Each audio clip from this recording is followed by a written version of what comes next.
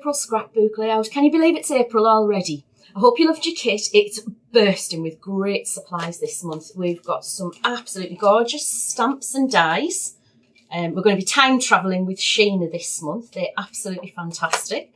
We've got a great textures embossing folder, which has the brick wall effect. We've got the Centuria Pearl metallics, and we've got some wonderful cardstock from Tim Holtz in some brilliant coordinations colours.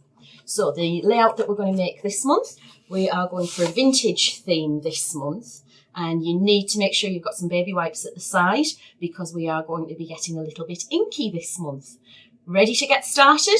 Grab all your supplies and off we go. Right, so we're going to get started and we need these supplies to start our scrapbook layout this month.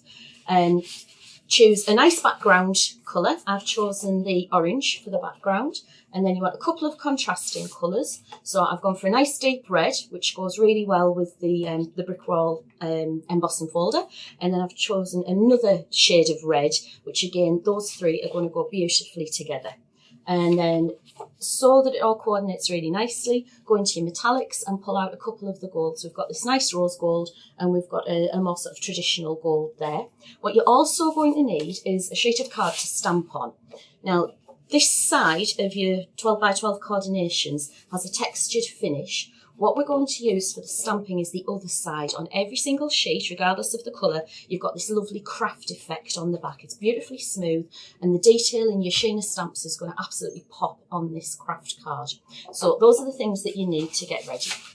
First thing I'm going to do is distress the darker background colour card, and I'm going to use my Sandit gadget, my coordination Sandit gadget for that. And I'm going to be really, really random and just bring out the texture of the card, holding the card firmly and then just scrubbing around. And I'm going to move that over a little bit. This is one of the things you need to watch out for. There's a line in the cutting mat that I've got, and can you see where I've distressed it? That line has shown up. So make sure you've got a nice smooth surface that you're going to be distressing on, unless you quite like the effect of the line, which actually I think looks quite nice.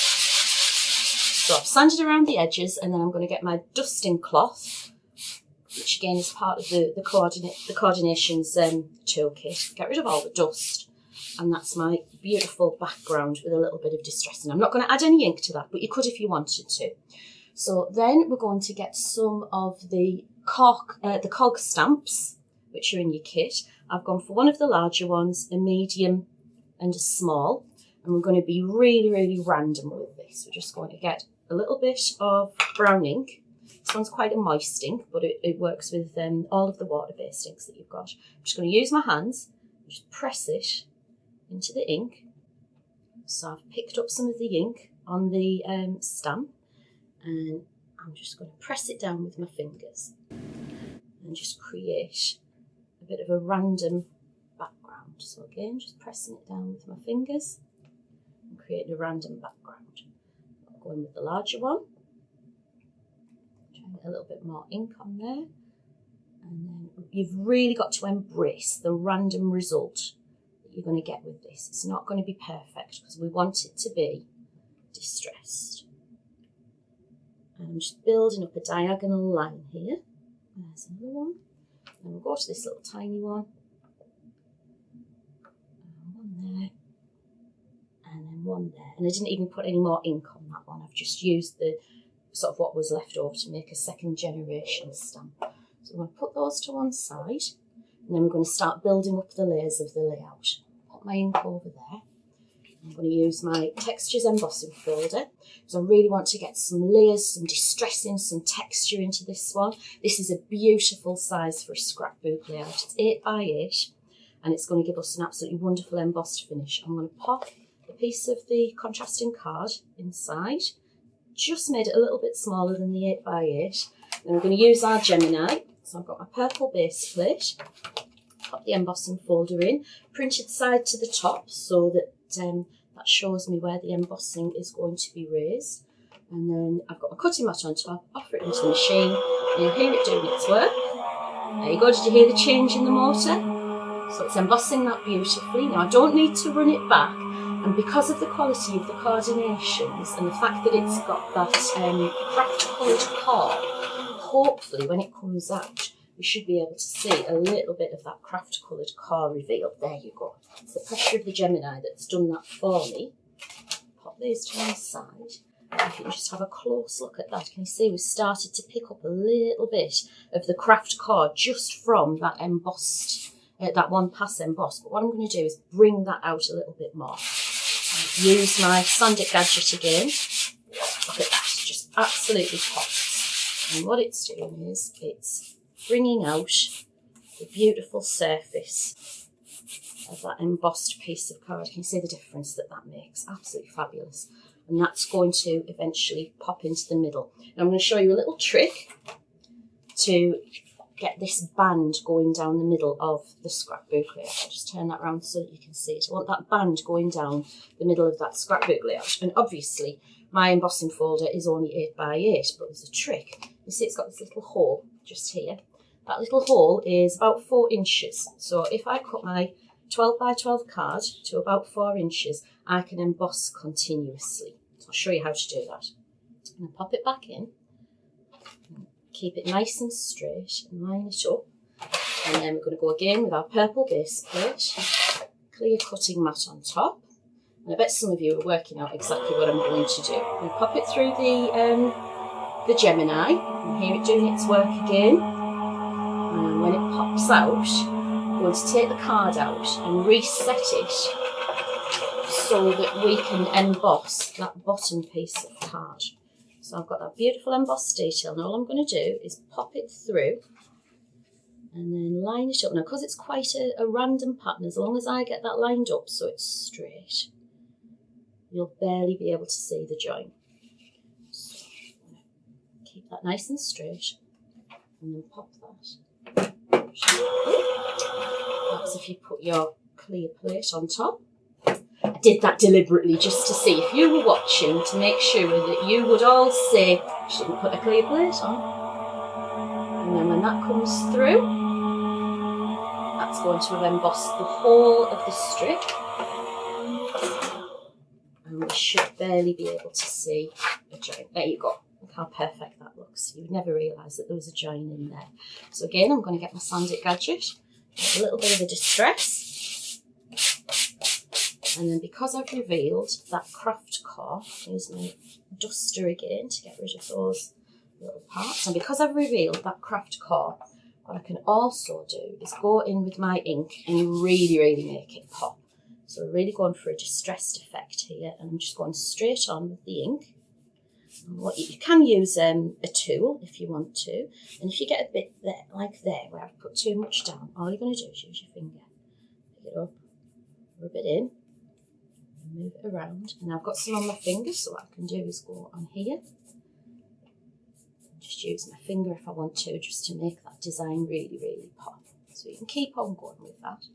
And then if you've got your Sand It tool and you think, actually that might look a bit heavy, just go back in again, distress it so there's no mistakes at all, and you will end up with something that looks really, really unique. Now for this one, I'm going to put that strip on top of the square, so it's slightly different to the first layout that we did. So I'll go all the way around with my collal all-purpose. I'm going to place that right in the centre, and straight away when we put the two layouts side by side, you'll be able to see this one's got a really different feel to it, just because of the way that I've used the colours and I've used the ink differently. So I'm going to pop a little bit of the collal around the edges, and I'm not going right up to the edge because I might want to pop some of these little cogs and so on under those surfaces. So I'll pop that down there, and straight away you can see how it's starting to build up. We're really getting that distressed effect there, building up those brick walls.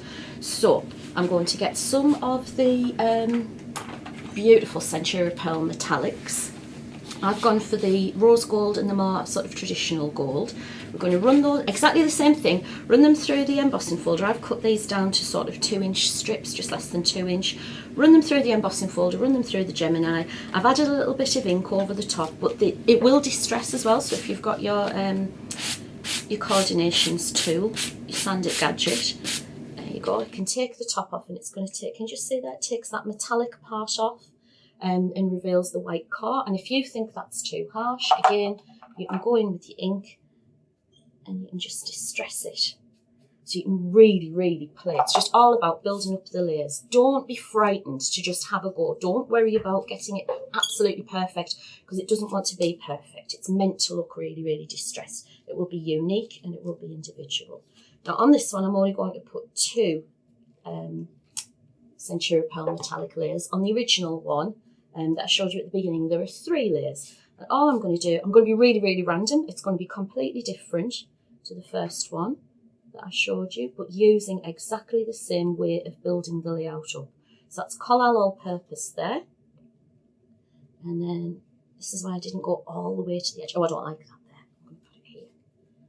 So I didn't go all the way to the edge so that I can build these layers up. And all I've got in my head is a diagonal line. That's all I've got in my head. So you can see that I'm building up that design so it moves along the page in a diagonal fashion. So now I've got that done, I'm going to die cut some of these beautiful elements. Put the embossing folder to one side and get out some of our dies. So the first one that I'm going to cut for you, I'm going to use the beautiful clock, and there's a really good sheet of black coordinations in your kit.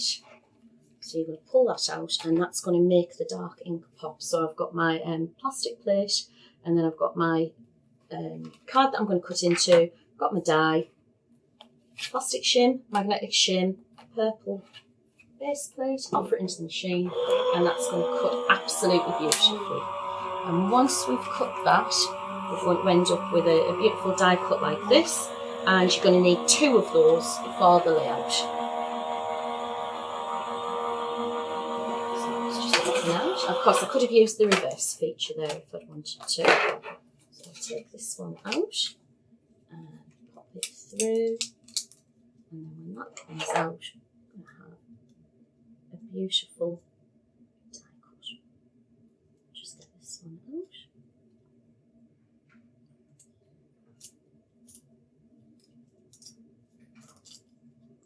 There we go. So I use my pokey tool and I've got 2 beautiful die cuts there which I can put onto the layout.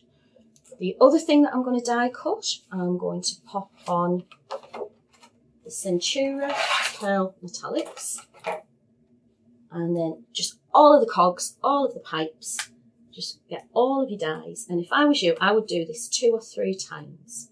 So we're just going to pop those all on. We've got the plastic base plate, we've got our Centura Pearl Metallic, we're going to pop all of the dies on.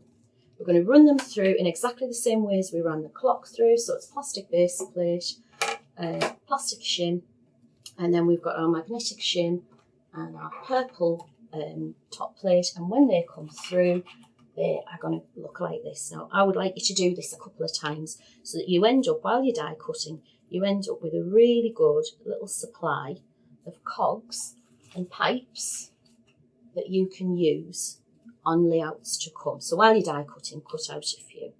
So that's all the die cutting done. So I'll pop those to one side, ready for the stamping. Layout there. Card to one side. So if you remember, we said that the reverse of the card has that lovely craft effect. And that's what we're going to stamp on because I want it to be really crisp. The detail in these stamps is such that you don't want to lose any of the definition. For this part, I want it to be really defined. So I'm going to get my large rocker block and I've got my stick and spray, which is going to be my temporary adhesive to glue these rubber stamps on. Obviously, if this is the first time you've used Sheena's stamps, they come on that sheet and you've got to cut them out. So before you get started again, get the ones that you're going to use cut out, flip it over, and then with your stick and spray, I'm just going to spray the back of the stamp, leave it for a few seconds, and then pop it on, and then that's glued beautifully, and I can peel it off. Don't wash the sticky off the back, because you'll probably get another use out of that. So I'm going to stamp up this beautiful clock face, which is just absolutely delicious. making sure I've got it really, really well covered. And then I'm going to hold it nice and firmly, finger in the middle. And then all we're going to do is rock away from us. Not too much pressure required. There you go, I've got that beautiful stamped impression there. So what you're going to do is stamp that clock. So you've got one beautiful clock face stamped, and then stamp the lady using exactly the same technique. Cut her out, spray on the back onto the rocker block, and then using that same technique, stamp her. And then what I've done is I've distressed around the edges as well, just using a distressing tool, again, just to make her pop. And I'm going to get all of my stamped elements ready. So I've got my clock ready, just adding a little bit more distressing around the edges of that clock. And now I'm going to move into all these lovely little embellishments that I've got. Now on the layout that we're going to build up, I've already stuck the black clock on there. I've got another black clock face, and I'm just going to use a little bit of my tacky glue. Now I want things to look as though they're floating on this one. And this collection is perfect for family history layouts. So I'm going to put the clock on with a vintage photograph. I'm not going to worry about that little bit of white there because that is going to dry beautifully. And I think we're going with the 3D decoupage gel because I want things to look like they're floating. Just a little bit of the 3D gel on the back. And then I'm going to start building this up because what I've got in my mind now, you can see we've built it up on a bit of a diagonal, and now I've got an idea that my photograph's going to go in this space here. So I'm going to build up a corner to draw attention to the photograph. So I'll go in with our time travelling lady. Again, just putting a little bit of the 3D gel on the reverse, and then pop her just there. Again, I'm leaving space for that photograph to pop in. I'm going to get out some of these lovely little elements. Now you can see I've die cut absolutely loads of them, so I've got plenty. And all you've got to do is think about layering up. You know when you might have done a layout with flowers, or the one that we did with the balloons? So you know how we layered up the balloons and we layered up the flowers? Exactly the same thing. We're just going to use cogs. And some of these layer up to create a real three-dimensional effect. So I'll show you this one, for example. I'm going to start popping that bit there. And I'm going to go to a smaller one. Again, I'm just going to use a little bit of my decoupage gel because I want them to float. And I'm going to layer that one up. And you can do it centrally, or you can do them in an offset fashion. And then go to one of the really tiny ones. And pop that one there. So you can see that we're starting to really, really build up the layout. Now then, what else can we put on? Quite fancy drawing a little bit of attention to this corner here. And I like these ones as well. The cogs are really, really defined, but these ones that come with the water pumps have a little bit more of a more random feel to them. They're not as precise. They're really, really pretty. So I'm going to put that one there. And we'll have another one up here, just maybe to balance it a little bit. And you can just play. Just go with whatever you feel like. There you go. So we'll stop there. We can always put some more on if we want to. And we're going to go into the little pipes. So I've already die cut some of these little pipes. The ones that I've used on this layout, let's see if we can get some different colours there. I've got two of the straight pipes. I've got one that creates a corner, and then two of what I would call joiners. And we can stamp on these as well. So as you can see on the finished layout that we've done, we've stamped on the Centura Pearl to add that extra detail. These are perfect partners, stamps and dies. So clues in the name, they just go together perfectly. So I've got my stamps ready. And I'm going to use some stays on for this because it's got that metallic surface. I know that the stays on the solvent ink pad is going to leave me with a really, really good finish. So I can do it two ways. I can take the stamp to the die cut, or I can take the die cut to the stamp. So let's see if we can make both of them work. This one first of all. So a little bit of the stick and spray, repositionable on the back, and then pop it onto my little rocker block, And for this one, I'm going to try and stamp onto the die cut. So remember, with your solvent-based ink pads, you've got that little cover. You need to make sure you put that little cover back on. So I'm going to make sure I cover my stamp really, really well. And then I'm going to line it up, and because it's a straight line, I should be able to just stamp. Oh, look at that, it's beautiful. There you go, because it's a straight line. That one was really, really, really easy to line up. And I've got that beautiful finish. So I'm going to ink up another one. And let's line it up again. Let's see if we can do it the second time. Line it up. Ah, the clue's in the name. Perfect partners. Of course, it works perfectly. Now, for this one here, I'm going to use a slightly different approach.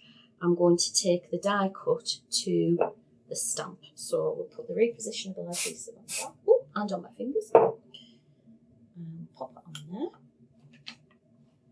Ink it up. Let's ink on there. Put the lid straight back on because we don't want it to evaporate. And then I'm going to use the corner, this detail here, and the corner of the pipe to pop the die cut. Let's hope I'm not shaking too much onto there. And then when we lift it up, hopefully I'm not shaking too much. Ah, there you go, beautiful. So we can take the die cut to the stamp, and that's a really useful technique to use where you've got details like that need lining up perfectly. So this last one, let's do this one with our fingers just because we can. So I've got this on my fingers, I'm going to line it up, and there you go, that's stamped on there, and I've got a very, very distressed look on that one, which is exactly what I'm looking for. There you go, I've just got a hint of the stamp on that one.